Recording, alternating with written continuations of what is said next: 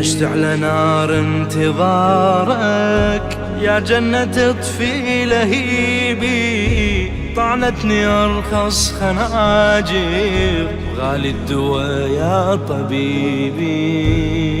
السلام عليكم ورحمة الله وبركاته. شلونكم؟ شلون صحتكم؟ يا رب تكونوا بخير وصحة وعافية. أنا محمد العبودي.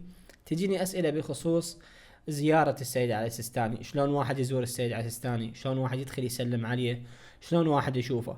الموضوع جدا بسيط، فقط عليك أن تروح للنجف يوميا الساعة بالسبعة عدا يوم الخميس بالسبعة صباحا، توقف بالسرة وتتفتش وتدخل للسيد علي السيستاني تسلم عليه وتطلع. هذا كل الموضوع. الدخول فقط للرجال، ماكو دخول للنساء، حتى تكونون على بينة. وماكو احلى من انه يوميا تشوف السيد علي السيستاني الصبح. اتمنى انه انا اكون بيتي بالنجف وقريب على الامام علي، حتى اروح ازور الامام وايضا امر على السيد علي السيستاني ازور. احلى شيء انه واحد يروح يصلي الصبح بالامام علي والساعة بالسبعة يروح يزور السيد علي السيستاني. ما اعتقد انه اكو اجمل من هيك يوم بعد. فهذه تفاصيل الزيارة، ماكو اي حجز ولا موعد ولا اكو اي شيء صعب ثاني. تمام، هذا اللي حبيت انا اوضحه لان هواي انسألت هذا السؤال.